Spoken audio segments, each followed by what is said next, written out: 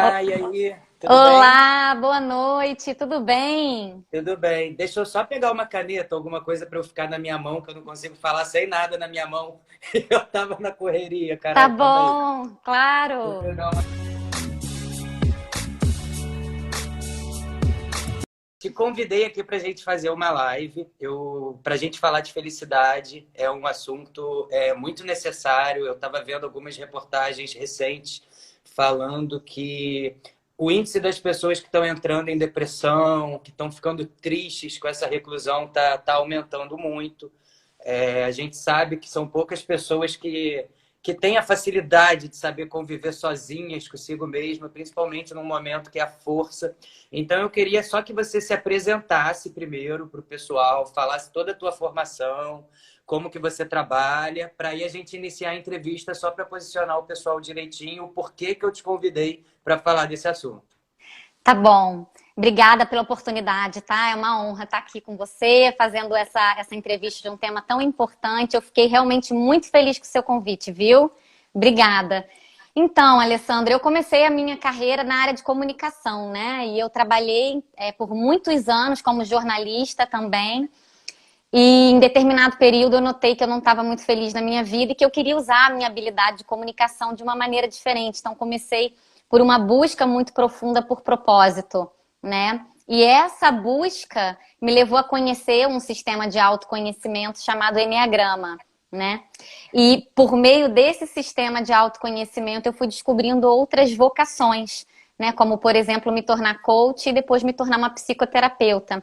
Eu fiz a minha formação tanto como coach como psicoterapeuta aqui no Canadá, né? Então, eu sou certificada em counseling, que chama, né? Wellness Counselor seria uma conselheira do bem-estar, mas com foco em saúde mental, em saúde emocional. E esse tema da felicidade foi um tema que foi vindo durante essa minha busca por propósito, né? Porque essas coisas estão muito relacionadas. E hoje eu trabalho justamente ajudando as pessoas a encontrarem mais satisfação, encontrarem um propósito para a vida delas. Como você mencionou, a depressão ela é uma questão muito séria no Brasil, né? E o meu trabalho é justamente ajudar as pessoas a terem mais bem-estar, mais equilíbrio em suas vidas.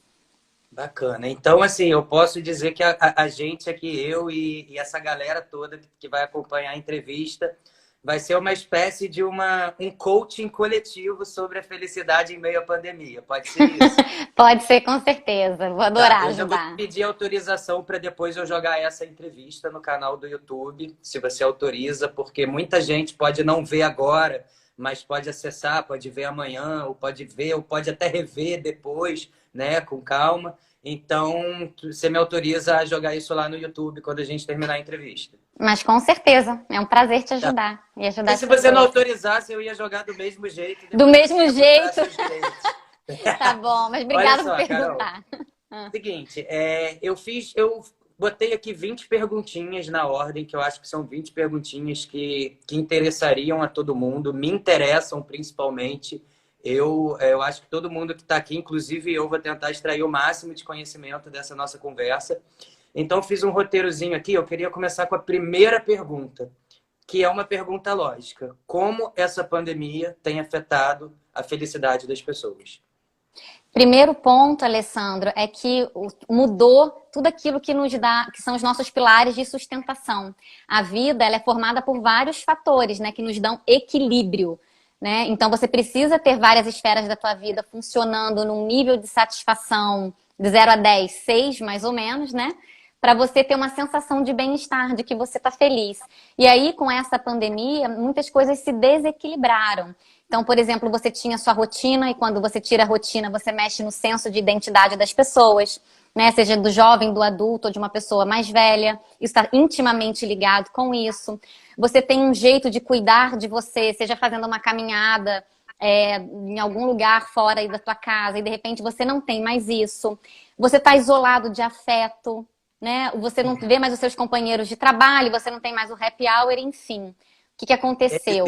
Ela chegou e mexeu com toda aquela nossa estrutura, que era aquela Exato. estrutura que coloca a gente num ponto confortável, que é a nossa rotina, nosso cotidiano, tudo aquilo que não é estranho, né? A nossa vida, poderia dizer assim. De repente ela bagunça tudo e a gente tem que se deparar com uma realidade nova que a gente nunca soube como lidar, né? Seria isso. Como Exatamente. chega a quebra da felicidade na pandemia. Que não é que na verdade toda mudança, o ser humano ele não gosta, ele não é um ser que naturalmente busca por mudanças, né? O nosso sistema busca por zona de conforto, né? Até o cérebro ele tenta aprender algo rápido para depois a gente fazer automático. Então mudança exige um custo, tem um custo emocional. Então uma mudança foi imposta a todo mundo muito rápido. A gente nem teve aquele tempo de se preparar para dizer e agora como eu faço. Então se Não vira nos teve um 30. aviso prévio, né? Não teve, não teve. Não teve. Aquilo, desequilibrou total e como é que a gente se Total. salva, se ajuda agora dentro desse novo contexto. E aí, pegando o gancho nisso que você está falando, Carol, cada um vive de uma forma, né? Uns estão menos isolados, outros estão mais isolados. Eu, por exemplo, estou mais isolado, porque eu fiquei longe de família, filha, de todo mundo. Como será possível a gente ser feliz enquanto a gente permanecer nesse isolamento? Isso, a grande questão é assim, cada um vai ter a sua forma de se sentir feliz. Então não tem uma receita, né? Isso é a primeira coisa que a gente fala sobre felicidade. Felicidade, o que é para mim, não é a mesma coisa para você, cada um precisa encontrar a sua forma. Uma coisa que eu tenho dito para as pessoas é o seguinte: primeiro, é natural a gente se sentir perdido, desanimado, você sentir que você não tem força para fazer determinada coisa, né? De repente você vê todo mundo participando de live, vamos para o YouTube fazer yoga, vamos fazer tal coisa, e você não sente essa energia. Então, primeiro, tá ok. Depois é perceber que Isso é interessante, Carol, porque eu já escutei relatos de pessoas falando, cara, como é que vai ser para mim? Porque eu não tô nessa vibe digital, né? Então, complemento, isso é bem interessante. Isso, exatamente. Cada um tem uma realidade completamente diferente da outra pessoa, né? Então, é encontrar dentro da sua realidade aquilo que faz bem para você. E acreditar que o ser humano tem 3 coisas que são fantásticas. Uma habilidade de adaptação, a gente acaba se adaptando, né? No início é um transtorno, mas depois a gente se adapta. Nós somos criativos, somos capazes de encontrar formas de fazer coisas dentro de um novo contexto, né? E a gente tem recurso interno para superar desafios, né? Você vê que pessoas que passaram por traumas muito severos na infância, elas se superam, elas conseguem se reerguer, né? Ter uma vida mais equilibrada, porque nós temos essa recurso interno para enfrentar desafio. Então, essas 3 coisas, se a gente acreditar que a gente tem, essa habilidade de adaptação, recurso interno, criatividade, cada um vai criar a sua forma para se sentir melhor, para se sentir mais feliz em casa. E não necessariamente a gente sabe de imediato quais são esses recursos, né? A gente vai descobrindo ao longo dessa experiência, mas pelo que você está falando, o principal é não duvidar que nesse momento de crise a gente tem esses recursos, né? Mesmo que a gente vai descobrir depois. Seria não duvidar de uma força interior nesse momento. A gente tem esse recurso e veja, e mesmo que a gente não saiba, a gente pode buscar ajuda fora, a gente pode buscar suporte, né? Seja numa conversa com um amigo, o que você está fazendo aí, como é que você tá? Tá aberto para ouvir sugestões. De repente, uma sugestão de você fazer um exercício físico em casa não cabe para você, mas o que cabe? É você estar consciente de que esse momento eu preciso parar para fazer algo por mim. É tomar um chá, porque eu gosto de chá. É você comer algo que te dê prazer. É você ligar para alguém que te faz bem. Então, são pequenas coisas que as pessoas vão encontrando, só que isso precisa ser feito de forma consciente. Porque, do contrário, se a pessoa fica no automático, é onde o estresse vai crescendo e é onde ela pode ir se perdendo. Então, ela tem que chegar no momento do dia dela e falar assim, o que eu faço agora por mim? Como que eu me amparo? Como que eu me cuido? Isso é bem interessante. Ontem eu estava terminando de ler um livro que é aquele livro do foda-se, né? A arte de ligar o foda-se. E ele fala uma coisa bem interessante que vai ao encontro que você falou, que inclusive sobre essa questão do recurso interno. Muitas vezes o recurso interno, me corrige se eu estiver falando merda, Carol, muitas vezes esse recurso interno, ele pode ser muito mais simples do que a gente pensa, né? Por exemplo, o livro fala, por exemplo, você está com uma dificuldade enorme de lavar a louça. Começa. Se você começar, mesmo que seja começando só botando uma toalha do seu lado, já é um começo. E o simples fato de você começar algo já pode estar aflorando esses recursos internos, né? É bem isso, e tá certo? Isso que a gente chama de terceira força, né? Você Que tá que é a vendo meus terceira? dramas? Lavar a louça.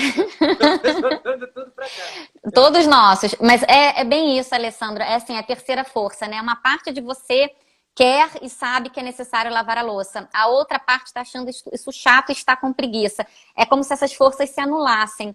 Então você lê um livro, por exemplo, que te dá um gás. E aí você vai lá e fala, não, peraí, eu vou começar, eu vou fazer isso. Então, às vezes, você vê uma live e a pessoa tem uma sacada, tem um insight.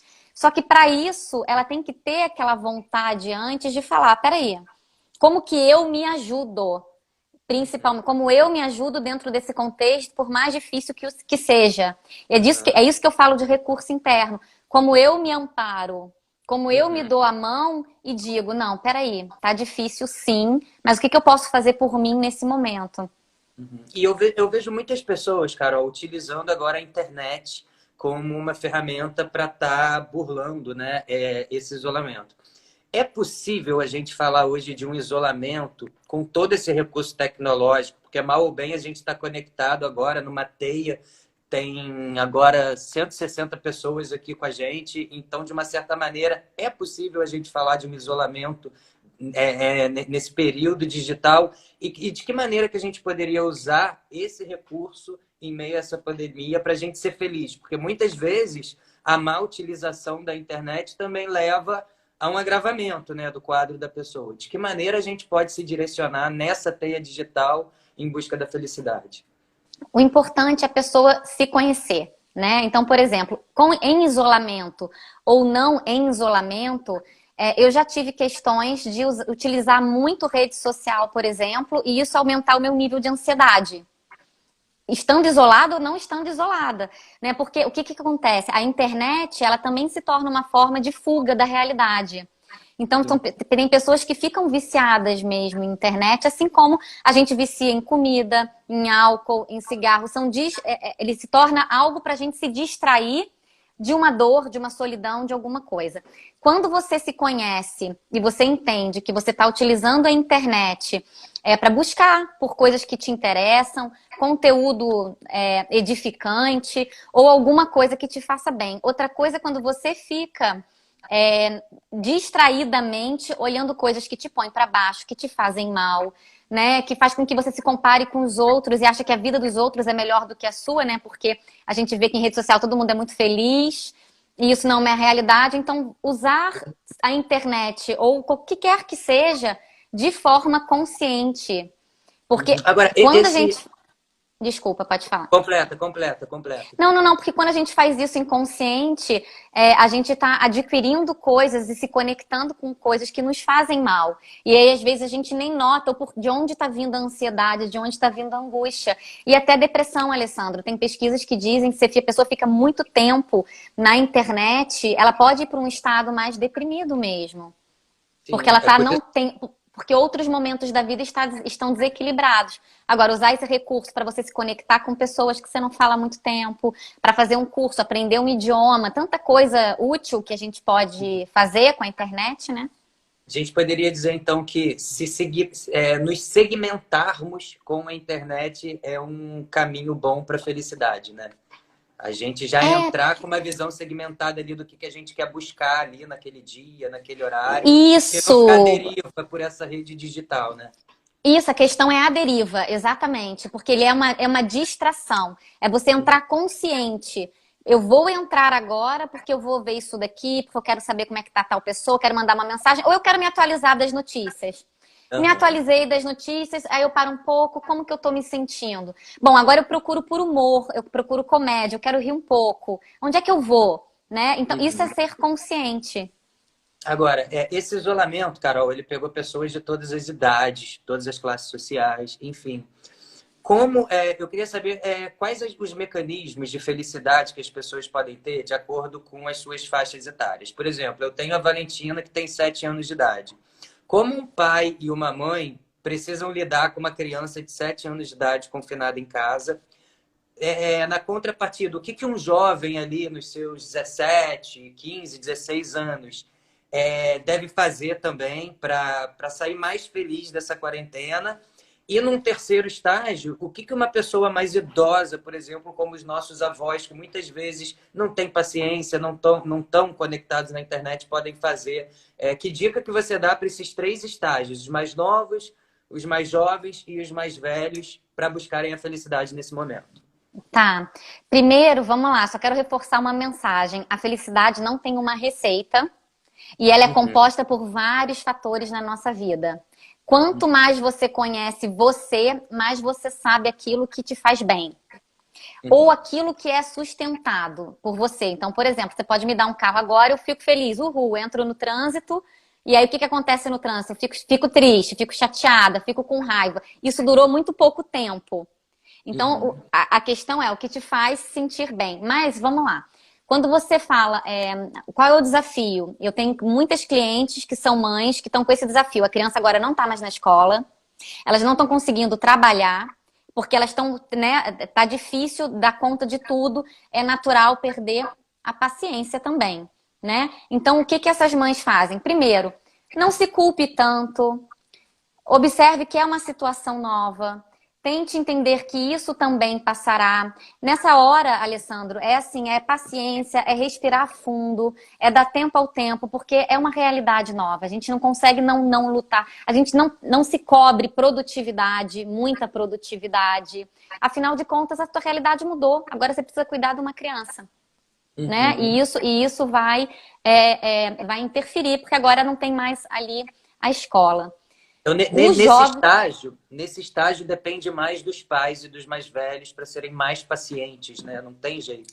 A criança sim, tem não. que gastar energia, se vê ali de um dia para o outro em casa. Então, só para eu resumir cada estágio, tua dica máxima aí para esse primeiro estágio da vida seria paciência, né? Seria isso. Perfeito, seria isso, Paciência. E para os exatamente. jovens, Carol, muitos jovens de 15, 16 anos que não paravam quietos em casa, que era tipo a gente lá em Friburgo na adolescência, e agora estão se vendo trancados em casa, não podem sair, muitos não podem nem ir ali na esquina.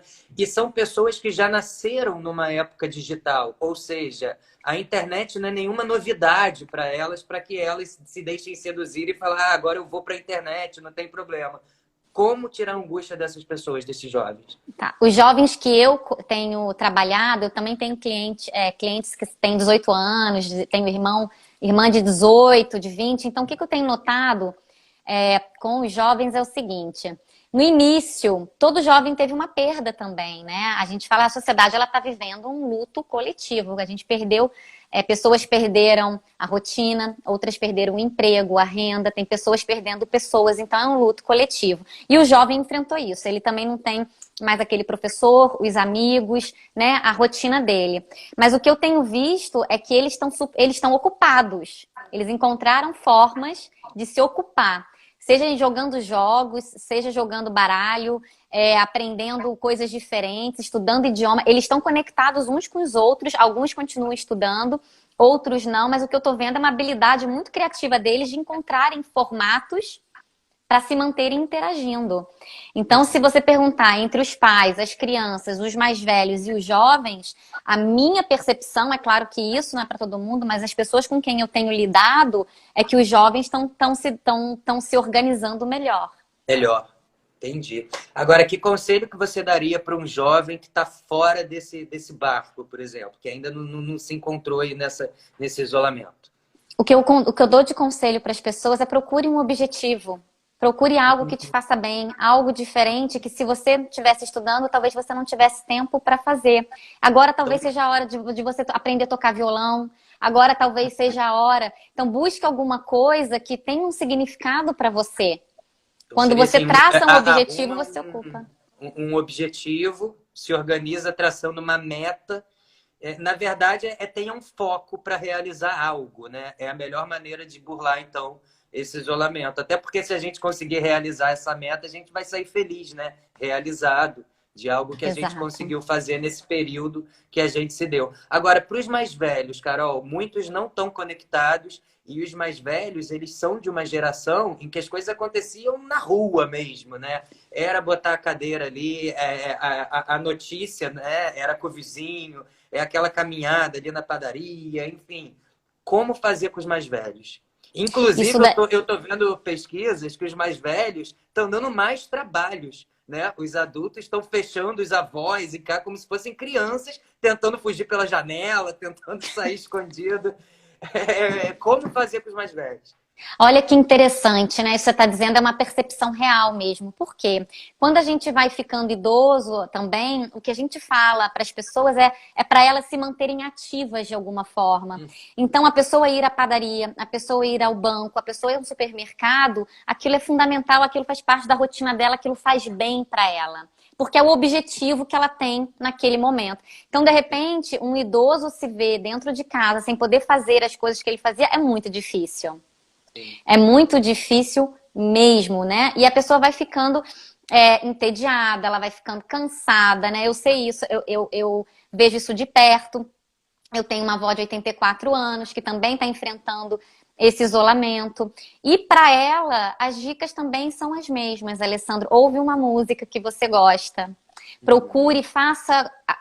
Se você puder cozinhar, cozinhe uma coisa. Converse com as pessoas. Converse com quem está ao seu redor, né? Se você souber usar a internet, o WhatsApp, o que quer que seja, faça isso também. Mas busque coisas que você vai fazer dentro da sua casa por você. Então, eu conheço pessoas que estão retomando, por exemplo, o tricô, né? Que faziam Seria muito tempo atrás. a mesma, se imporem um desafio também, né? Para Se imporem realizar algo. um desafio, porque e isso que eu estou te dizendo está sendo amplamente divulgado por psicólogos, tanto aqui no Canadá quanto nos Estados Unidos, que é assim, essa é a rotina. E agora, senso de propósito dentro de casa. Eu não sei, eu preciso consertar alguma coisa, eu preciso arrumar um armário, ou agora eu vou e tentar equilibrar, agora eu vou ver TV, né? Agora eu vou ver um filme, aí agora chega de filme, então tentar diversificar em pequenas atividades. Isso que você está falando é interessante, porque assim, pelo menos assim, a minha experiência nas primeiras semanas de quarentena, eu percebi no final que eu ainda não estava sabendo equilibrar as coisas dentro de casa. Quando eu vi, teve um momento que eu estava estudando em excesso, começou a me fazer mal. Aí depois eu estava trabalhando em excesso, também começou a fazer mal.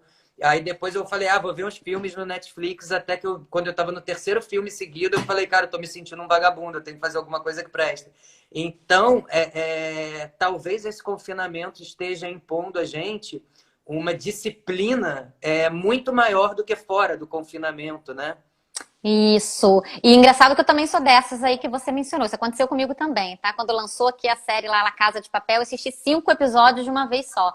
Só que isso geralmente, mas isso geralmente vai gerando esse tipo que a gente fala de estresse, né? Porque você Ansiedade, cansa, né? ansiedade, você fica entediado. Então, atenção a você. Observe-se. Você pode escrever, né? Escrever é super terapêutico.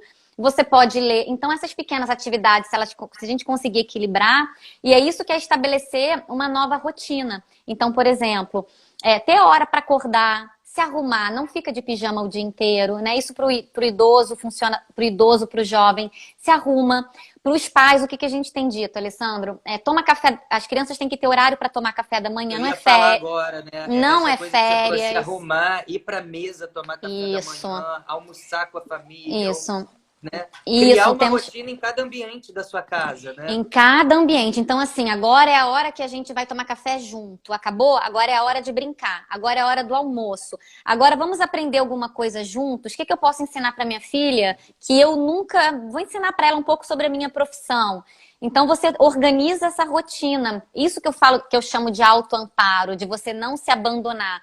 Então você se organiza, porque se você fica lá de pijama, de férias, só fazendo maratona de filme, isso não vai ser útil, porque não tem um propósito nisso. Mas se você conseguir organizar a sua rotina, e essa é a minha dica principal, organizou a sua rotina, aí você já vai começar a ter mais equilíbrio. Uhum. E é verdade, por exemplo, eu me enganei achando que a minha meta, por exemplo, era ver Casa de Papel em 2 dias. né? Achando assim, me organizei, estou me regrando, vou assistir. Mas aí assisti em 2 dias, terminou o seriado, voltou aquele vazio. Eu falei, cara, e agora eu vou ver o quê? Né? Uhum, Então, uhum. é muito importante que a gente, me corrija se eu estiver errado, que a gente crie esses desafios, mas desafios que façam parte do nosso dia a dia mesmo, né? Que não termine de um dia para o outro, né? E volte aquele vazio. Muita gente, Carol, eu tenho percebido que nesse momento tem se apoiado muito na religião também, né? Só que são diversas religiões, são diversas culturas. Aonde que a felicidade ela se encontra dentro dessa infinitude de religiões, nessa infinitude de pensamentos de diversas pessoas. Então, bom, a fé, ela é um ótimo recurso mesmo, né? A gente costuma dizer isso até em terapia. Fé é um recurso que se você tem, e você pode utilizar isso, sem dúvida, a seu favor. Agora, a questão da felicidade, Alessandra, a forma como eu vejo a felicidade, eu acho que isso é bom reforçar, é que a felicidade, ela é um estado do nosso ser. Ela não é uma emoção, tá? Alegria é a emoção. Então, a felicidade Então, é um estado ela de não. ser. A felicidade não seria um sentimento, seria um estado de espírito. É isso. Isso na forma como eu vejo, como eu trabalho, como eu ensino. Então, ela é teu estado de espírito. O que que significa, e por que que isso é importante entender dessa forma? Porque a felicidade não significa que você tem que estar alegre o tempo inteiro, mas que a tristeza faz parte das emoções humanas, que você hoje pode estar triste, você hoje pode estar desanimado, mas você não perde, por exemplo, a alegria em estar vivo. Você não perde a Então esperança. vou te fazer uma pergunta agora que bateu na minha cabeça. Você disse que dentro do processo de felicidade, estar triste faz parte desse processo também, né? Não Sim, é possível ser faz. feliz sem em algum momento estar triste. Nesse momento de isolamento, então, você acha que as pessoas deveriam se permitir também entrarem em conflito, sabendo que isso é normal dentro de uma relação? Olha, tô entrando em conflito com você aqui agora, a gente vai bater boca, mas daqui a pouco a gente vai sentar para jantar, porque faz parte do nosso processo de felicidade nos permitirmos entrar em conflito uns com os outros. Eu estou viajando ou é por aí? Não, veja, faz parte do nosso processo enquanto ser humano, o conflito, a dúvida. Por isso que eu falei ali atrás, assim, não se culpe tanto se você não está tendo alta performance. Se agora você quer assistir tudo, você assiste tudo. No momento seguinte, você se reequilibra, porque a vida, ela é altos e baixos. E por isso que eu quero desmistificar a felicidade. A gente não é utópico a gente achar que a gente vai estar alegre o tempo inteiro. Por isso que a felicidade ela está atrás disso. Ela é um estado de ser, tá? Você fez a pergunta sobre a religião, eu vou chegar lá. Ela é um estado de ser. Então eu posso estar triste, eu posso ter medo, eu posso sentir raiva agora, eu posso errar, eu posso pedir desculpas, eu posso pedir perdão, enfim, que isso tudo faz parte de mim enquanto ser humano. E a felicidade é um estado que não vai me tirar a esperança. Eu sei que isso vai passar. Eu tenho alegria por estar vivo. Eu sou grato, mesmo se eu estou vivenciando a tristeza, porque eu não sou a tristeza. Eu estou vivenciando o medo. O que acontece é que Então, coletivamente a gente está vivenciando o quê? Tristeza, medo e raiva, que são emoções que não são confortáveis, mas são humanas. então, quer dizer, é possível que a gente viva a tristeza sabendo diferenciar o que a gente está vivenciando e onde a gente está se apoiando, né? Quer dizer, eu posso, pelo que você está falando, eu posso vivenciar uma tristeza sem que o meu estado de espírito seja triste pelo aquilo que está acontecendo, né? Eu estou vivenciando a tristeza da pandemia, mas sou muito feliz por estar vivo e saber que isso vai passar. Seria por aí? Seria por aí, é isso, porque vivenciar a tristeza, a gente não tem como fugir disso, né? E a gente não precisa fugir. O grande erro nosso, né, que não é o erro, mas assim, a gente vai para o colégio, a gente vai aprender a fazer gestão de emoção quando? Nunca. Ninguém ensinou pra gente sobre psicologia, sobre gestão emocional, gestão da vida. Então a gente foge como se a meta fosse estar alegre o tempo inteiro. Então, quando a gente está triste, a gente acha que a gente tem um problema. E você não tem problema, você está vivenciando a tristeza. É interessante que eu digo a meus clientes, eles falam, nossa, mas eu era uma pessoa equilibrada, não sei o que está acontecendo. Eu digo para eles, o que está acontecendo é que você está enfrentando uma pandemia global. É uma pandemia, a gente nunca enfrentou isso. Então é natural você desequilibrar, é natural você sentir tudo que você está sentindo. Acolha isso, mas isso precisa passar por você, porque você não é a tristeza. Então você não precisa nem evitar a tristeza, não fuja dela, sinta, expresse e passou. E aí no outro momento você vê, agora deixa eu encontrar espaço dentro desse caos que está a minha vida, deixa eu encontrar espaço para alegria, deixa eu encontrar espaço para gratidão e deixa eu encontrar espaço para solidariedade, né? E aí se você for olhar, o que que todas as religiões vão falar para você? E aí que a gente conecta, né? Eu trouxe a felicidade para um estado de ser, por um estado maior do que eu, por um estado de espírito. E se você for olhar lá na fonte mesmo, lá atrás, nas antigas tradições, né? Eu estou falando de espiritualidade, né? Não de dogma. Dogma eu não conheço muito bem o que cada um tem. Mas em termos de espiritualidade, a felicidade é algo que já habita em você, só que o nosso ego, né? A nossa não visão disso impede com que isso se manifeste. Uhum. É aquela Então, história quando... assim, mesmo que você não veja, tá sol lá fora, né? Olha, interessante. É bem isso, essa metáfora é boa. Uhum. Agora, Carol, eu tô percebendo que assim, muita gente, as pessoas falam, né? O mundo vai sair transformado disso aí. Quando a gente fala o mundo, na verdade, não dá para figurar, são as pessoas, né? O mundo é feito de pessoas. Tem pessoas que, com certeza, ao final da pandemia, vão continuar mais isolados por um conformismo que elas encontraram ali dentro da pandemia. Talvez pessoas que já tinham dificuldade de se relacionar, pessoas que já eram mais introspectivas e que ficaram mais confortáveis com essa situação, agora se achando mais igual entre seus semelhantes.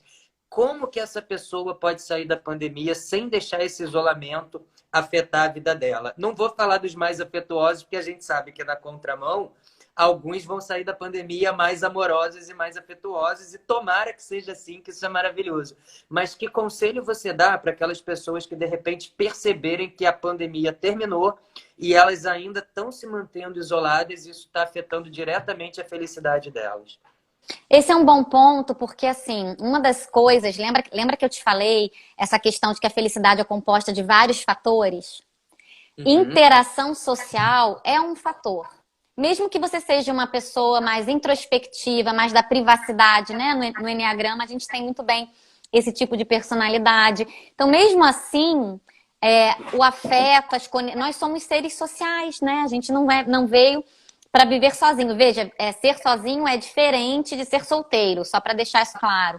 Então a gente vem ao mundo para se relacionar com pessoas também. É né? muito aquela máxima daquele filme, da natureza selvagem, né? A felicidade só é real quando compartilhada. Seria isso?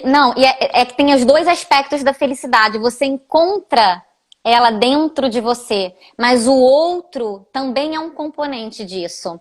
Então, para essas pessoas, assim, como não tem uma receita, é a pessoa que vai avaliar. Ela vai chegar no momento da vida dela, pós-pandemia, e vai dizer assim: o que é a solidão? Um aspecto da solidão se chama ausência de pessoas.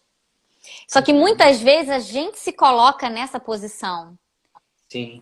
E como é que a gente sai dessa posição? Se relacionando, fazendo amigos, encontrando novos grupos, frequentando lugares. Só que isso não é uma receita pronta. É a pessoa que tem que olhar para ela e dizer assim: nossa, estou me sentindo só. Acho que agora eu preciso de um movimento em direção à socialização. Agora, Isso estou é me muito sentindo... interessante. Pode falar, Não, isso é desculpa. muito interessante, porque você tocou num ponto importante, que são dois estágios da felicidade, né? Que você me explicou. Um é aquele estágio do processo interior, né? Eu sou feliz comigo mesmo, isso me basta. E o outro é aquela felicidade que chega por meio das pessoas com quem a gente se relaciona.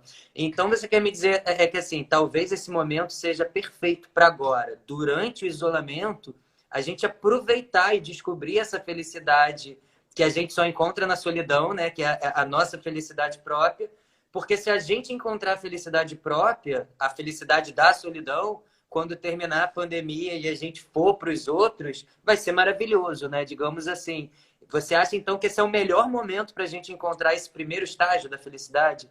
Olha que interessante. Não sei se é o melhor momento, mas ele pode ser um momento, sim, muito proveitoso. Veja, A gente trabalha, trabalha, trabalha, ou a gente fica em rede social, a gente fica vendo filme, a gente fica fazendo uma série de coisas fora da gente para não acessar muitas vezes as dores de uma vida, tá?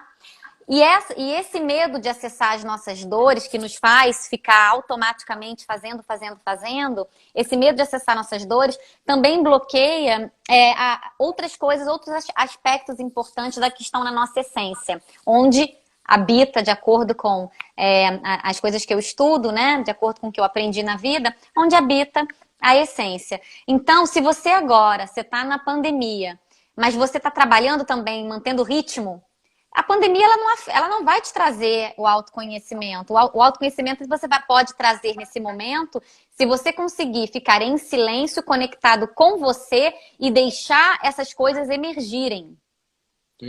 Entende? Porque tem pessoas que estão trabalhando, que estão super ativas, que estão fazendo uma série de coisas e que nem o fato de estarem isoladas dentro de casa vai fazer com que elas se conectem consigo mesmas.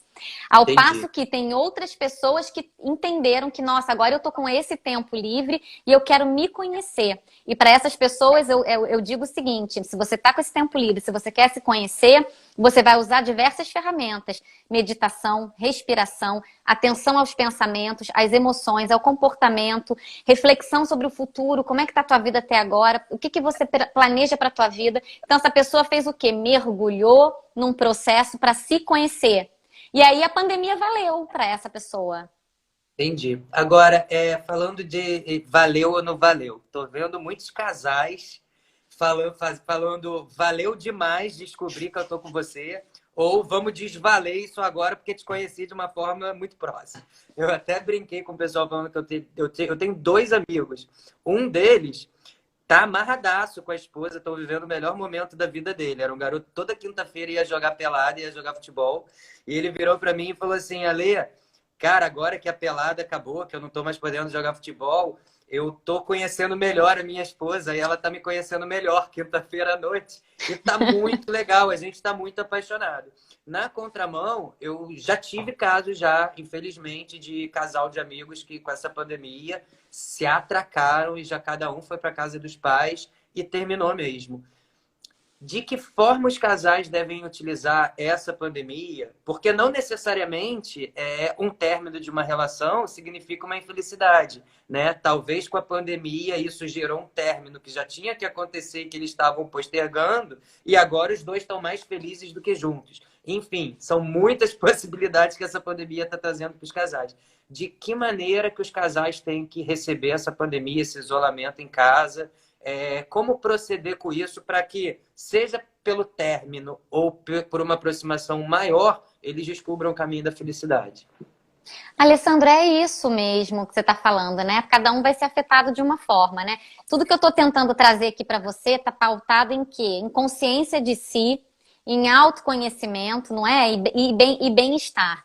Então, veja, um casal que por alguma razão já estava desconectado, quando ele vai entrar na pandemia, isso vai crescer. E talvez seja a oportunidade para dizer realmente, a verdade é essa, não é para estarmos juntos. Não é que Então a pandemia... você acredita então que nada acontece decorrente da pandemia? As coisas só são potencializadas com esse isolamento, né? Em termos... Talvez esteja acontecendo que já... Não sei se consegui explicar direito. Não, eu entendi teu ponto. As coisas acontecem com a pandemia porque nós estamos isolados. Então mudou o contexto fora. E aí a gente tem novos desafios. Então vamos lá. Um desafio é você conviver com alguém 24 horas que você não estava convivendo. Né? Isso é o desafiador pra caramba. Vai ser do pai com os filhos, do marido e a esposa, do filho, do neto com a avó, porque relacionamento muito próximo de um longo período é difícil para qualquer ser humano.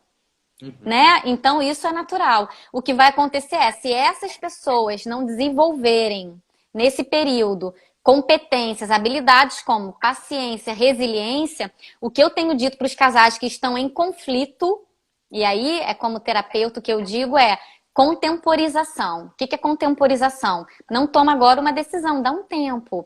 A não ser que a situação é grave, envolve desrespeito, envolve abuso, aí é outra história.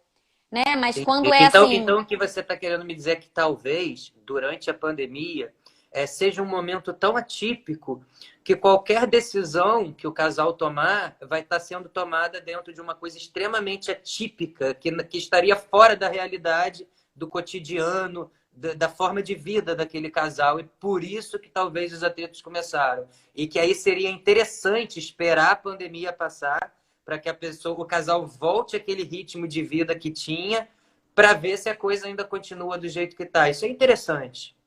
pode ser isso, é o que eu falo, tudo pode ser como pode não ser também. Mas o que que acontece? Às vezes, quando a gente está vivendo um estresse, a gente toma uma decisão baseada em impulso. Você não conseguiu avaliar direito, entende? Quando é um casal, tá casado há muito tempo, porque todos os casamentos, por exemplo, vão ter altos e baixos, vão ter N momentos. Então, o que que a gente diz assim?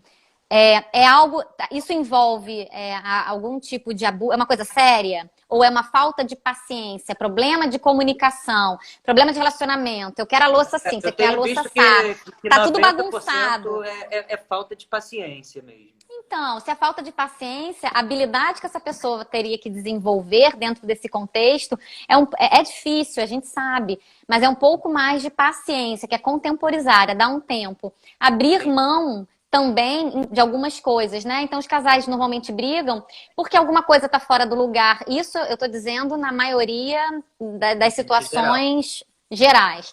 Ah, tá fora do lugar, agora é tua vez de cuidar do filho. Eu tô trabalhando mais que você e você não tá me ajudando. Então, isso tudo vai gerando um estresse. E se você já tá confinado, não tá cuidando de si, você descarrega isso no outro.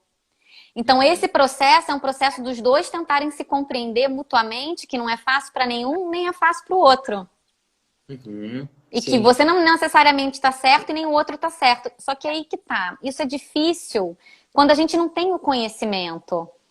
Quando, Uhum. né, quem está falando contigo aqui é uma terapeuta que também passa por essas dificuldades, mas sabem que existem estratégias e técnicas para a gente se ajudar. Uhum. Só que a Agora, maioria das pessoas não tem isso. agora que você entrou nessa seara das técnicas e ferramentas que a gente pode utilizar para ser feliz, eu ia te perguntar, mas eu acho que você já me respondeu. Eu ia te perguntar, assim, a gente vive um turbilhão de emoções e sentimentos no nosso dia a dia, né? Às vezes a gente vê alguma coisa, a gente fica com raiva, às vezes a gente vê outra, a gente fica com inveja, às vezes a gente vê outra, a gente sente um ciúme, às vezes a gente fica ansioso, às vezes a gente fica super feliz. A felicidade, eu acho que você já respondeu, mas eu vou te perguntar de novo para eu ter certeza se eu escutei bem. A felicidade, ela seria um sentimento assim que dá e passa, assim como a raiva, a angústia, a ansiedade, ou como você falou, ela seria um estado de espírito que a gente pode manter permanente, de forma contínua, claro, sabendo que eventualmente a gente vai vivenciar uma tristeza, como você falou. Seria um sentimento que dá e passa, ou seria algo que a gente possa manter constante na nossa vida?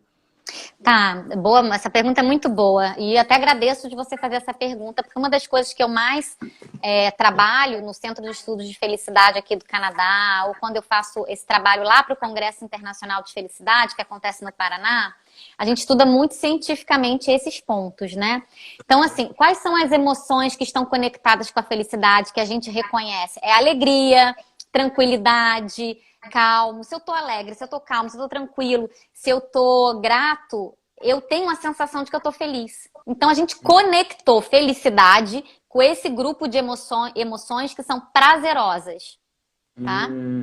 Só que Entendi. bem-vindo à humanidade. O ser humano não consegue, o ser humano que tá 1% super espiritualizado, desperto, o que quer que seja, mais avançado assim, talvez mantenha esse estado.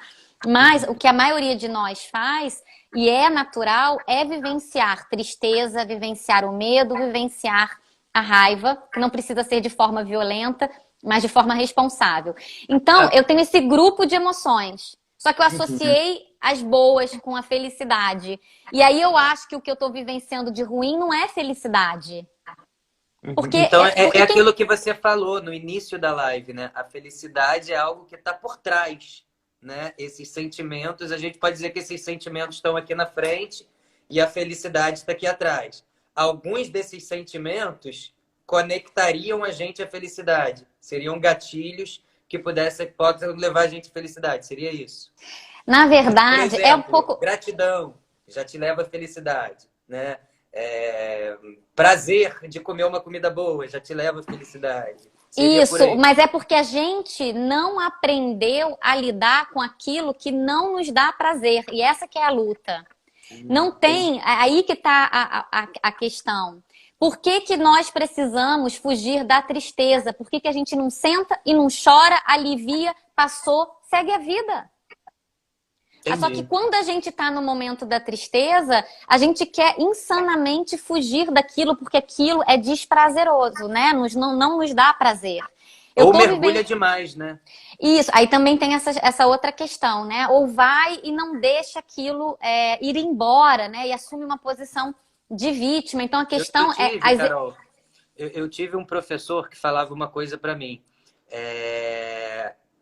Quando você vivenciar uma tristeza, mergulha nela, dá uma nadada nela, mas não queira encostar também lá no fundo do poço, né? Vai até a metade da piscina e volta. Achei ótimo, porque a emoção, na verdade, ela é energia que precisa te atravessar. Ela precisa passar e precisa ir embora. Né? Então, o que que a gente fala? Você está sentindo alegria? Maravilha! Você está sentindo alegria, você está rindo, ninguém te interrompe. Agora começa a chorar. Se você começar a chorar, é natural que a gente te ofereça um lenço, que a gente te dê um abraço, porque aquilo gera um desconforto. É como se você estivesse numa posição vulnerável. Isso é a primeira coisa que eu ensino para os meus alunos. Que é assim, se alguém chorar aqui nesse grupo, não ofereça um lenço, não ofereça nada, a não ser que a pessoa peça. Porque chorar é natural, sentir tristeza é natural e você não precisa ser interrompido nesse processo. Só que desde criança, o que que a gente aprende? Eu tô chorando, para de chorar, engole o choro, isso vai passar, isso não faz bem. Então a gente cresceu sem saber lidar com as coisas difíceis. Então, Quando a muitas gente vezes, quando a aprende... gente está dentro desses sentimentos, a gente ainda se sente culpado, né? Por estar triste ou estar chorando. Isso, exato. Como se a gente tivesse um problema, como se a gente tivesse falhado, como se alguém fosse feliz e eu não. E isso não é verdade. Aí que tá o ponto, tá todo mundo vivenciando esse grupo de emoções. Só que o que acontece com as pessoas que têm mais desenvolvimento, mais evolução? Elas passam por esses momentos difíceis. Quando eu digo assim que a felicidade está por trás, é a consciência, é o teu mindset, né? É o teu modelo mental para lidar com aquela situação. Então, o que eu tô vivendo aqui é inevitável. Então, tem uma pandemia global, eu tenho que ficar em casa, eu tenho que me cuidar. Isso é aceitação, isso é maturidade. Dentro desse cenário, como que eu, então, vou tentar manter o equilíbrio, mesmo sabendo que eu sou humano e que tudo se desequilibrou e é natural eu me desequilibrar. Mas eu vou ficar assim por quanto tempo? Entende? É a mesma coisa, o luto. Cada um lida com o luto de uma forma. Não existe na psicologia receita para lidar com o luto. Existem técnicas que fazem com que a gente se ajude e se sinta melhor, porque esse poder está com cada um. Então, e é isso que eu quero falar agora. Já que você está falando que a felicidade, ela não é uma emoção que bate e volta, e graças a Deus, porque as emoções a gente não controla, né? Então, isso que você fala é uma coisa super positiva, no sentido que dá uma esperança de que a felicidade pode ser algo que a gente controle de trazer para a gente a hora que a gente precise. E aí eu queria te fazer essa pergunta. Se eu tiver mais depressivo em casa, se eu tiver mais triste com esse isolamento, se eu tiver triste porque eu não posso ver, abraçar, beijar meus amigos, o que eu posso fazer para trazer a felicidade? É possível criar uma felicidade ilusória para a gente burlar a tristeza? Ou só vai funcionar se essa felicidade ela não for nada criado, for algo real? Se é real, como trazer ela para os momentos em que a gente não está sentindo ela com a gente? Tá, então, essas perguntas são muito boas. Então, vamos lá. A gente tem aqui, Alessandra, a nossa essência, né? O nosso ego, a nossa personalidade, ou seja, as nossas características não é o que a gente é. Então, por exemplo, tem pessoas que têm dificuldade com foco, tem pessoas que têm dificuldade para fazer determinada coisa. Isso são características da personalidade, não é o que a pessoa é. A pessoa é muito mais do que a personalidade, tá? Então, aí nós temos essa dimensão da essência. Nessa dimensão da essência, onde está a tua felicidade, digamos assim. Então, quando um cliente me liga e ele tá triste, e ele fala, eu tô triste, eu tô sem vontade de fazer nada. Normalmente eu falo pra ele, tudo bem, fica aí com a tua tristeza, fica deitado o dia inteiro. É Aí isso. você vai falar, mas eu não quero sentir isso mais, porque eu já tô há 5 dias sentindo isso. O que que eu Aí é faço? outra história. Aí é outra história. Então, quando ele fala assim, não, não, não, eu já chorei, eu tô 5 dias, eu não aguento mais fazer isso. Então a gente Eu, começa a investigar com aquela pessoa o que te faz bem, o que você quer fazer que você não tá conseguindo. Porque naquele momento ela tá sem vontade. Né? Só que quando ela liga para você, liga para um terapeuta, ela já está pedindo ajuda, ela já está se amparando, por exemplo. Eu quero sair disso, já é amparo. Então você já se Uhum. ajudou ali, Ah, você já que está dizendo legal. assim, Isso a tua consciência já está dizendo assim, opa, não opa, tá opa, legal, já tô né? aqui. Não tá legal. Então já veio de você a Eu escutei iniciativa. isso Então, uma vez de uma terapeuta. Uma vez eu fui num consultório, aí ela falou assim, e aí, o que que você tá buscando, né? Aí eu virei pra ela, como é que foi? Eu falei assim, cara, tô infeliz pra caramba. Tô muito infeliz, não adianta, não sei o quê. E aí ela falou exatamente isso que você falou, Carol, que agora eu esqueci o que eu ia falar, depois eu lembro. Continua. da questão de se você se ampara, né? Você busca ajuda, você já teve um ato de Ah, chegar em sim, algum sim. lugar. Aí ela disse uma coisa muito interessante. Ela falou: o que está acontecendo com você? Eu falei assim: o que está acontecendo com milhões de pessoas? Eu estou em depressão. Ela virou para mim e falou assim: mas isso é ótimo, porque a depressão que chegou na sua vida é a única sirene que foi ligada para falar que as coisas não estão indo bem. Se você não tivesse com essa depressão, você não conseguiria perceber que as coisas estão indo mal e elas continuariam indo mal com você feliz, que é o pior que pode acontecer. Então, seja grato à tua depressão, porque ela é a única forma que o seu corpo está tendo patologicamente de te falar, não tá legal, vamos por um outro lado, né? Eu achei isso interessante também. Não, porque agora você acabou de ensinar o que eu estava tentando dizer para vocês. É bem isso. A tristeza, ela vai vir como um fator de que alguma coisa ali não tá legal, porque as nossas emoções também servem para nos proteger, para nos botar no caminho, para nos dizer, né, se você não tem lá o desgosto, você vai lá e se envenena. Então, aquilo existe para você poder não se envenenar. Então, você olha e fala, não gosto disso, é o nojinho lá daquele divertidamente. Aí você tem a tristeza, você tem todo esse grupo de emoções que te servem para alguma coisa.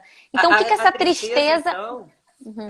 a tristeza, então, ela pode ser uma referência, né, para o que faz a gente feliz. Se a gente não sentisse tristeza, a gente não saberia também o que deixa a gente alegre. Então, Exato, então a essas sua coisas. dica Isso, seria essa. essas Quando coisas. bater a tristeza, opa, se eu tô triste é porque eu sei o que me deixa feliz, né? Pode Então a ser pessoa começa a também. pensar. Uhum. Isso, porque ela vai refletir. Eu tô triste agora, por exemplo. Eu sinto uma. E é interessante a pessoa se conectar Ó, e falar. a Lopes está dizendo aqui que as polaridades são necessárias para viver. Seria isso, né? Isso, a Dina, isso mesmo. A Dina eu conheço. E é a polaridade, a dualidade, né? Isso aí é filosofia egípcia, isso vem lá de trás dos antigos, já dizendo sobre isso. Esse mundo é dual. Então tudo vai ter o seu oposto. A questão é, se tudo tem o seu oposto, essas forças se anulam. Lembra que eu te falei ali atrás sobre a terceira Sim, força? sim, Então vem sim. uma força que harmoniza tudo isso, que equilibra tudo isso. E quando você, por exemplo, está deprimido e busca uma ajuda terapêutica, você foi atrás da terceira força e ela te deu um ensinamento que te liberta. Agora eu quero falar dessa terceira força, Carol, já que você. Só avisar pro pessoal que já já a gente vai encerrar a live, até porque tem um tempo limitado aqui pro Instagram. E eu queria puxar uma última pergunta, Carol, sobre essa terceira força, que é uma coisa que eu vejo nos filmes e uma coisa que me chama muita atenção. Muitas vezes é até injusto, mas essa terceira força ela só desperta na pessoa quando, por exemplo, a pessoa está diante da morte, por exemplo. Acabei de receber a notícia que eu tô com câncer, tenho 1 ano de vida. De repente me cria uma coragem que eu resolvo fazer tudo que eu sempre quis fazer e nunca tive coragem. Vou pular de paraquedas, vou plantar bananeira na Torre Eiffel, vou fazer tudo.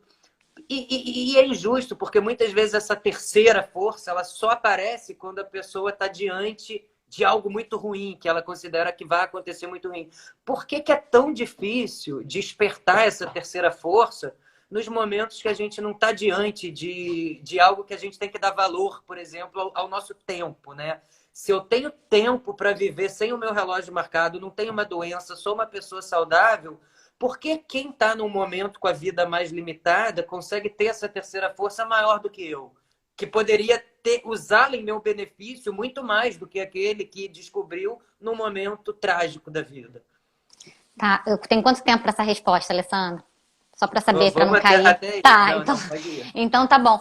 Não. Veja, é muito bom o teu ponto, porque a nossa vida, veja aqui como é que as coisas funcionam, né? A sua natureza, a sua personalidade é como se ela é natural, mas não é ela que faz você evoluir. É como se a natureza não tivesse, dentro da metodologia que eu aplico, o Enneagrama, ele fala muito isso. A natureza não tem interesse na nossa evolução. Você precisa colocar um esforço consciente para você encontrar, para você evoluir. O sofrimento, se você olhar para o sofrimento sobre essa perspectiva, você vai ver que o sofrimento é algo que te empurra para frente. Além de que te faz evoluir. Muitas pessoas, né, que eu cuido, eu sou terapeuta voluntária numa ONG aqui no Canadá, com pessoas que sofreram traumas muito severos. Essas pessoas que eu cuido, você tem que ver o tamanho da resiliência e da força de vontade que elas desenvolveram diante de situações muito difíceis. Ou seja, é possível. Só que eu costumo dizer, existem duas formas disso despertar em você. Ou vai ser realmente pelo sofrimento, e isso é para todos, porque diante da morte, acabou o tempo. Quando acaba o tempo, eu desperto. Só que, na verdade, isso é uma ilusão. Só que isso é uma ilusão, porque eu não tenho tempo. Anyway, eu não sei quando. Eu posso morrer a qualquer momento. Mas, assim, de uma certa maneira, essa terceira força por meio do sofrimento acaba sendo uma coisa inerente à maioria das pessoas, porque todo mundo tem sua cota de sofrimentos, que vai pagar, já pagou, ou ainda vai pagar, isso é inerente à vida. A gente tem nossa cota de sofrimento, kármico ou não, para pagar. Então, vou refazer minha pergunta. Como as pessoas que não estão imersas nesse sofrimento, que você disse que o sofrimento é um dos gatilhos, uma pessoa que tem uma vida confortável, que não está lidando com uma dificuldade para ter que superar, como essa pessoa pode perceber essa terceira força de realização nela, já que ela tem uma vida que não impõe tantas dificuldades para ela? E aí eu vou trazer dentro da minha experiência, dentro daquilo que eu acredito, tá? Ou você desperta pelo sofrimento, ou você desperta pelo autoconhecimento. Que aí é o estudo mesmo dessas técnicas. De si. Não, é o estudo de si. É sair do automático. Porque eu ter uma vida confortável, um trabalho confortável, uma vida que eu não olho para mim, não significa que eu estou em evolução. Não é, entende? Na real da forma como eu interpreto. Agora, por meio do autoconhecimento, do conhecer você mesmo, da presença, de você sair do modo automático, você desperta para valorizar coisas que você não precisa chegar perto da morte para valorizar. Você não precisa quase morrer para parar de trabalhar excessivamente. Você vai ver que você não precisa uma série de coisas que a vida automática nos leva, sofrimentos autoimpostos, para a gente chegar onde a gente quer. Então, se não vai pelo autoconhecimento, desenvolvimento de coisas maiores, espiritualidade, se não é por esse caminho, espiritualidade diferente de religião, no caso como eu gostaria de colocar, se não é por esse caminho, a gente vai aprender muito com o sofrimento mesmo. Eu tô falando isso porque um amigo meu, é até curioso, ele falou para mim assim, cara, eu tava muito preguiçoso e eu comecei a fazer uma mentalização que eu tava prestes a morrer. E aí eu me dei um prazo, como se fosse o prazo da minha morte mesmo, e naquele prazo eu realizei tudo que eu queria fazer. Aí quando eu cumpri o prazo, sabendo que eu não vou morrer, eu falei, não, agora eu vou morrer daqui a 3 meses. E aí saí realizando. Quer dizer, cada louco com sua mania e seu processo em busca, né, das coisas. Mas eu achei interessante porque ele identificou isso que você falou. Ele identificou no sofrimento e na perspectiva da finitude o terceiro poder, né? Então eu gostei de saber que ninguém precisa passar por esse sofrimento para descobrir, né? Então você está dizendo que quando a gente busca o estudo da nossa autoconsciência, o estudo da gente com a gente mesmo, isso pode ser despertado sem ser por meio de sofrimento. E isso desperta. Não, mas é que não significa que eu, porque busco autoconhecimento, não vou sofrer, não vou perder alguém que amo, não vou entrar numa pandemia. Isso não significa isso. Mas significa que eu vou lidar com tudo isso de maneira diferente. Diferente, né? Diferente. E isso é uma coisa. Uma outra coisa é o sofrimento autoimposto. Eu não olho para mim, eu não cuido de mim e aí eu tenho burnout. Eu não olho para mim, eu não cuido de mim e aí eu desenvolvi uma gastrite de tanta ansiedade porque eu não faço tal coisa. Então isso é uma isso é uma Às outra vezes forma de autoconhecimento. gera uma síndrome até de não reação das coisas, né? Você não conseguir Isso, resolver é alguma aquela coisa. coisa, eu não sei qual é o meu valor, eu não sei o quão importante eu sou, e aí eu tenho relacionamentos tóxicos. Você entende Sim, como é que o autoconhecimento te liberta e evita e total. te protege para que você não caia em algumas coisas que você se coloca? Então é Sim. isso, quando você acha o seu valor, o seu amor próprio, quando você sabe que você é importante, que a tua vida importa, que ninguém é melhor que você, que não é questão de dinheiro, que não é questão de nada disso. Você se fortalece tanto emocionalmente, psicologicamente, que quando vem o sofrimento, ele não derruba você, ele te traz aprendizado. Só Sim. que, claro, eu posso me sentir deprimida de qualquer forma, mesmo sabendo tudo isso e entrar em depressão. Por quê? Porque sou humana. Sou Uhum. humana, mas não sou e não sou perfeita, mas tenho uma visão para a vida e uma postura diante da vida que me favorece, porque eu tenho Eu acho que o autoconhecimento. principal, Carol, que você me ensinou nessa live é que encarar o sofrimento com naturalidade, como algo normal da nossa vida, vai fazer com que esses sofrimentos talvez não sejam tão sofríveis assim e sejam apenas um rito de passagem normal da nossa vida, né? Eu até postei ontem uma mensagem que eu fui assim nessas minhas reflexões falando assim, né? É da mesma maneira que as dores físicas, né? Elas são importantes para o desenvolvimento do nosso corpo. As dores mentais, elas também vão servindo, então, para a gente amadurecer a nossa alma, né? E não nos culpar. Então, pelo menos o que você está me ensinando é isso, que não me culpar pelo meu sofrimento pode me deixar mais perto da felicidade, né? Seria isso. Você é poeta, Alessandro. Você conhece isso aí também? É isso. Você que é minha Não, amiga demais. Eu é queria fazer o isso. seguinte, Carol. Eu queria abrir agora o finalzinho para as pessoas fazerem perguntas para você. Pode ser? Pode ser. Eu vi Vou- aqui que uma vou- pessoa perguntou onde me acha. Meu Instagram é Caroline de Moraes. Depois, quem quiser no Caroline de Moraes entrar em contato, fazer pergunta, eu posso responder lá também. Obrigada Tá. pela Eu oportunidade vou dar aqui. então, ó, eu vou dar uns 30 segundinhos para ver as perguntas passando aqui. Se alguém quiser fazer alguma pergunta para Carol, a gente está esperando aí passar na tela para eu fazer essa pergunta para ela.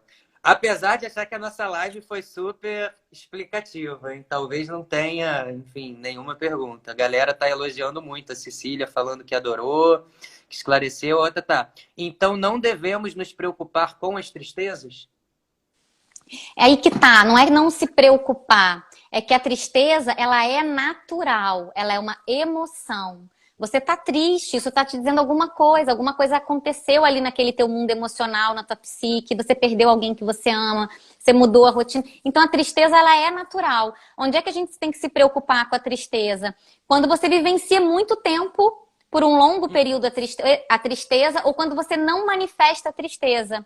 Porque um dos componentes da depressão, Alessandro, é tristeza não manifestada também. É Sim. aquilo que Agora você você sabe que guardou, a energia te puxou para baixo. Então, expressar a e- tristeza. você sabe que esse trabalho da gente saber dosar até que ponto a gente vai vivenciar essa emoção é um estudo muito profundo feito pelos artistas de televisão, pelos atores e atrizes.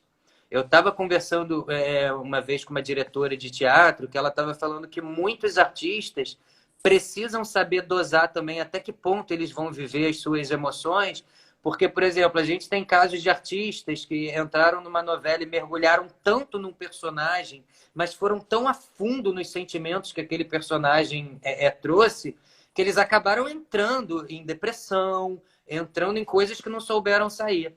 A Maria Clara Machado, por exemplo, falava: mergulha no personagem, mas não precise também, aquela história, não precise ir até o fundo do poço, não. Vai até ali a superfície, nada no personagem e volta para sua vida, né? Então, isso que você falou é muito importante. É saber que a gente vai ter que vivenciar a tristeza, não tem como evitar, mas saber que a gente não pode também fazer dela uma moradia, né? Seria isso.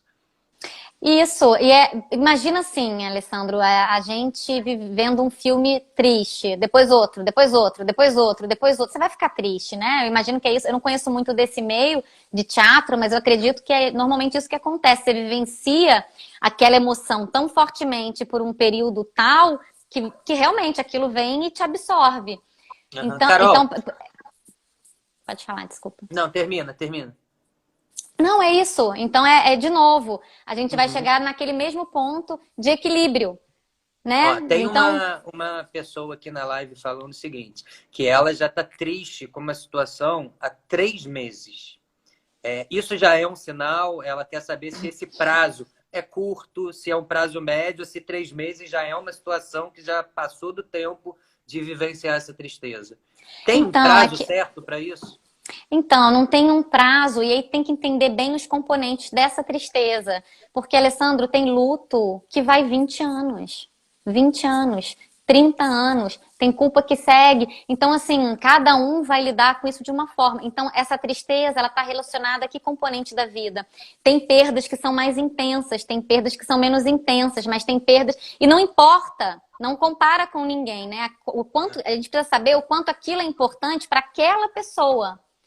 Né? Então, assim, eu tô 3 meses triste porque eu quero sair do meu trabalho, não é um ambiente bom para mim. Isso é um sinal de quê? Que eu preciso mudar de trabalho, então. Porque, poxa, eu tô triste aqui 3 meses, eu vou mudar. Eu tô infeliz num relacionamento há mais de um ano, sinal que alguma coisa precisa mudar. Né? Então, essa tristeza tá vindo para dizer assim, olha, é uma mudança. Agora, eu tô triste. Há 3 meses nessa pandemia e tudo mais, aí a gente vai olhar para isso de outra forma, né? Porque Uhum. é uma coisa que você está triste há 3 meses dentro de uma pandemia. O que está acontecendo? Por que você não está conseguindo modificar isso dentro desse contexto? Então tem que conhecer um pouco mais, porque não, de novo, não tem receita, não tem regra, cada um vai vivenciar de uma forma. O que eu posso Agora, dizer é normal essas emoções todas, né? Agora, eu percebo também, Carol, na contramão, que tem pessoas que têm dificuldade para ficar triste. E aí, elas são julgadas por serem pessoas frias. Por exemplo, teve uma pessoa aqui que falou agora: eu não senti tanta tristeza quando meu avô morreu, mas eu amava muito meu avô. Tem algum problema comigo? É, como é que, Não, como é que essas pessoas não. podem se entender melhor? Não, também eu teria que saber mais componentes dessa história, mas deixa eu só dar um exemplo. As personalidades são completamente diferentes. Eu sou um perfil racional, mental, que não tenho o centro do coração tão desenvolvido. Uma pessoa desse centro emocional mais desenvolvido pode olhar para mim e falar que eu sou muito racional, porque isso não está tão desenvolvido. Ou seja, eu também, assim como essa pessoa, não tenho facilidade de acessar a tristeza. Mas eu tive que aprender a acessar, porque isso é importante para mim e faz parte do equilíbrio. Se eu Uhum, não acesso as minhas tristezas, eu também estou bloqueando outras emoções. uhum. Agora uma pessoa que tem uma visão de mundo, ela perdeu alguém e ela compreende esse amor, mas essa tristeza não vem, é dessa pessoa. De novo, não vai ter uma regra. Só que eu precisaria saber mais desses componentes. Porque tem pessoas que têm mais facilidade de conexão emocional. E eu falo assim, essas são as que mergulham fundo. Aí a gente ensina elas a se resgatarem. E tem umas que não acessam, a gente ensina elas a mergulharem. Por isso que as pessoas precisam se conhecer. Então, pelo que você está falando, o perigo não é mergulhar, né? O perigo é saber da piscina na hora que você quiser sair, né? Exatamente, é você se conhecer. Exatamente. Então, Carol, cara, eu gostei muito da live. Por mim, ficaria aqui uma semana direto falando com você. Quero te agradecer mesmo você ter aceitado fazer essa live. Eu acho que ela foi importantíssima, não só para mim, como para várias pessoas que estão aqui acompanhando. Então, eu vou colocar no YouTube essa entrevista. As pessoas estão perguntando para caramba teu Instagram, teu perfil. Eu vou lembrar as pessoas que há 3 postagens atrás, na minha timeline, tem o comunicado que a gente ia fazer essa live. E nesse comunicado tem o seu arroba lá, tem seu endereço, tudo certinho. E depois não quero que essa seja a única live, Carol. Quero que depois, mais para frente, quando terminar essa pandemia, a gente faça uma segunda live falando da nossa percepção de como o mundo está pós-pandemia, tá bom?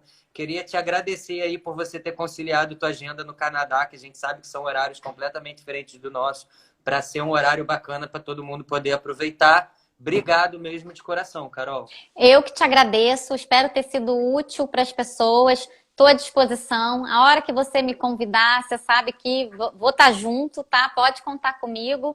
E agradeço imensamente a oportunidade. Beleza. Beijo, Carol. Tudo de bom, cara. Um Sucesso aí beijo, no obrigada, Canadá. pessoal. Boa noite. Tchau, tchau. Até. Tchau, tchau.